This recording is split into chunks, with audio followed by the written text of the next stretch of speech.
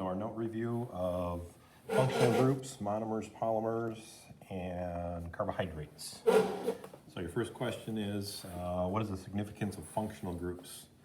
And in our example, we're going to use functional groups to identify the various organic compounds, such as carbohydrates, lipids, proteins, and nucleic acids. One of the handouts that I gave for the beginning of the year has different structural models of various organic compounds.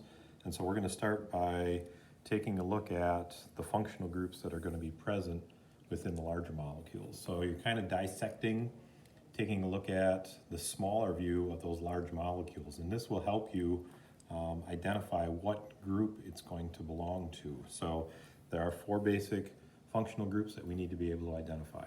So the first one is going to be what we call a carbonyl group. The R is just going to represent a variable. So this could be different depending upon the molecule that we're talking about. It's this part right here that is going to be the carbonyl group. So it's a carbon bonded to a hydrogen, and then remember those two lines from chemistry, that's going to represent a double bonded oxygen. Okay.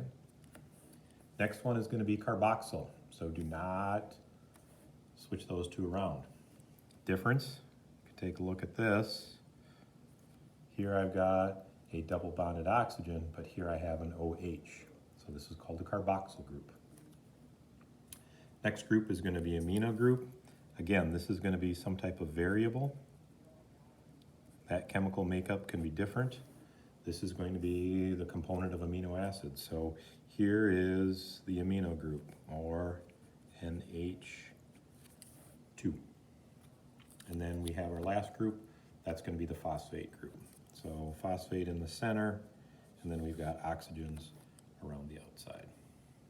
Okay, so again, we're going to use these to identify various organic compounds.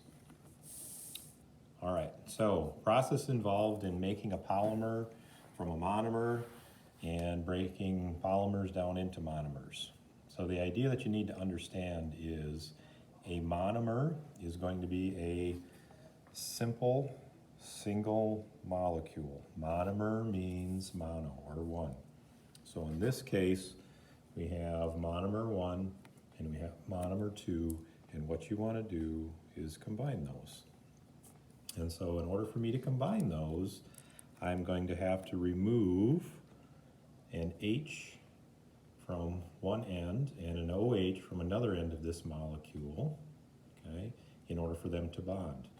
So when I do that, I'm removing an H and an OH, and that is going to result in water.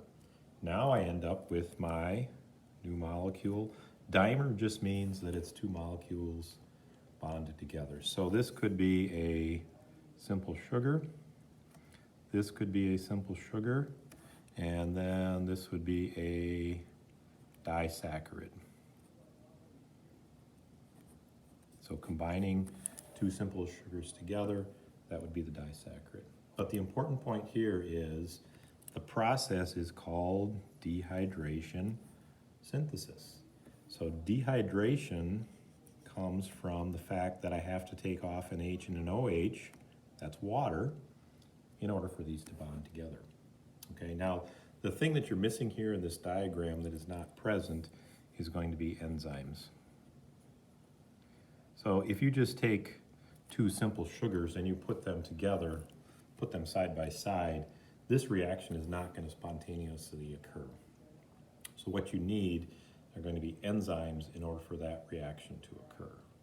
So enzymes, removing the H and the OH, combine it, and that's going to form this new molecule. Okay? How about going the opposite way? Going the opposite way, this is going to be hydrolysis. So the prefix hydro means water, and lysis means to break apart. So now instead of taking out water, the enzyme is going to add water, and when it does that, it's going to replace the H and the OH, and it's going to break it apart. Okay, so again, simple. If we had, this was a disaccharide, let's say you had table sugar. you had it on your cereal. Your body can't use it in this form, so what it needs to do is needs to break it apart, and so it's going to break it apart into its simpler components, and this is what your body can use. It can use these simple sugars. So this process of hydrolysis and dehydration synthesis is occurring all the time in your body. When you eat food, going to digest it, it's going to be hydrolysis. So you're taking these complex molecules and you're breaking it down into simpler molecules. Then let's say when you need to build proteins in your body, then you are going to take, say, amino acid 1, amino acid 2, and combine it, and then you are going to make proteins. So there's a constant breaking down and building up of molecules within your body. This next picture shows more structural, so you can kind of see what that looks like. So without leaving off all of the H's and the hydrogens and carbons and so on. Okay, so again, if I wanted to bond these together, there's no place for me to bond them because all of the atoms are going to be stable and all of the electrons are going to have be forming a bond. So there's no place for me to form a bond. So I have to take off an H and an OH, and when I do that, then allows this oxygen to combine both of these molecules. So again, this is going to be dehydration synthesis.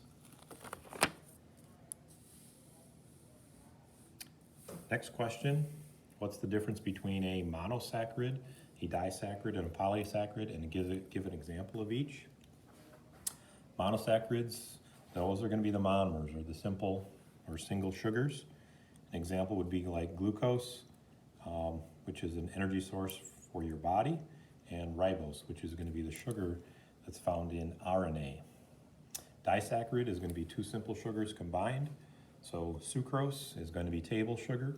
That's actually one molecule of glucose and a molecule of fructose. And then lactose, which is going to be the sugar that's found in milk. So you've heard of people that are lactose intolerant. They don't have the enzyme to break down lactose. So lactose would be a disaccharide. It would be like this, two sugars together, but the enzyme is not present to break that down. So that's what causes the lactose intolerance. Okay? And then a polysaccharide is going to be many monosaccharides or simple single sugars joined together. So starch, glycogen, cellulose, these are going to be really big polysaccharides because they're going to be a combination of many simple sugars. The ratio of hydrogen to oxygen atoms in carbohydrates is always going to be a 2-to-1 ratio. And the reason for that is if we take a look at a simple sugar, its formula is going to be C6H12O6. So this is going to be a simple sugar. Okay, let's say I have two simple sugars, C6H12O6, and I want to join them, plus C6H12O6 in that process of dehydration synthesis. Okay, well, I can combine these, so I would get C12H24O12. But remember, in order for me to combine these, what did I have to remove? I had to take off an H from one side and an OH from the other, so I had to take out a water. So I would have to subtract H2O. So it's still going to be C12H, now it's going to be 22 because I have 24 to begin with, but I got to take out a water. And then I'm going to have to take out one oxygen, so it is going to be O11. So you see that it's still going to be a 2-to-1 ratio. It doesn't matter how many you put together, you're always going to end up with that 2-to-1 ratio with that combination of simple sugars. All right. Functional groups found in carbohydrates, that's going to be the carbonyl group, as we talked about earlier in this video. And so here is going to be the carbonyl group, the carbon with the double bonded oxygen and the H. It's going to look a little different here, okay? But all of these, if you count them up, carbons, hydrogens, and oxygens, these are all going to be C6H12O6.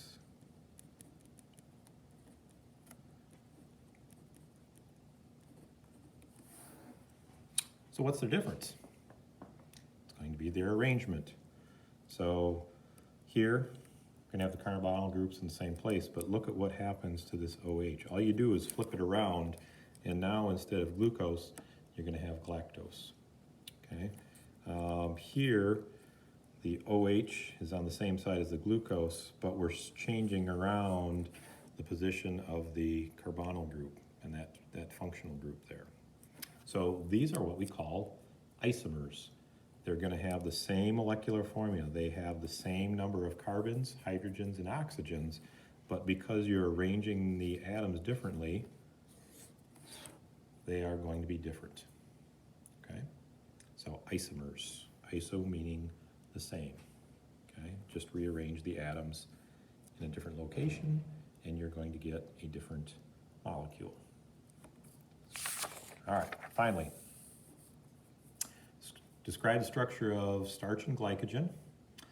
Starch and glycogen are composed of monomers of sugar, simple sugars, joined in a linear structure with some branching going on. So what I mean by linear, here are all the monomers, they're bonded together, and in this one we see there's a little branching going on here. So in this first question, we're just taking a look at these two.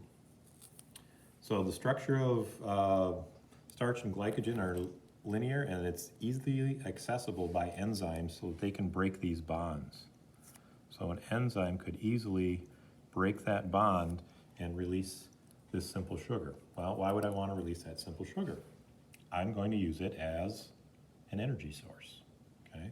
So we find that starch, potatoes, glycogen, which is going to be the starch that our body stores in our cells. So this is like animal starch. Okay? These are easily broken down and provide us with energy. So if you take a look at this, structure then is important in the function of starch and glycogen provide energy for organisms because it's easily broken down. That is different from cellulose and other molecules. The bottom picture here, or this picture here, shows the structure of cellulose. And you can see that that's going to be different. We've got it linear here, but then we've also got these bonds in between. And so this creates a sheet-like structure that's going to be present in cellulose, and that's going to make up the cell walls of plants. So they're kind of showing you a leaf here, and then they're breaking it down and breaking it down even further. And then if you take a look at the molecular level, this is what we're seeing. So this is still going to be a polysaccharide. It's made up of many glucose molecules, but because it is bonded in a different formation, it is going to have a different function. So sheet-like structure, it's going to give strength, and it's for the building structure of organisms such as cell walls and plants. Okay? So again, the point is structure is related to the function. Linear, easy to break down, get the energy from. Sheet-like, strong, and it's going to be for structure. Okay? So a couple other things besides plant cell walls. If you take a look at a bracket fungi, okay? This is made up of a cellulose material, okay, or chitinous material, so it's not easily broken down. If you take a look at the exoskeleton of animals, those are also going to be carbohydrate based. All right? So they're not going to be easily broken down because it's going to be for strength, and it's going to be in a sheet-like structure. So it is still going to be this structure as far as carbohydrate, but it is not easily broken down.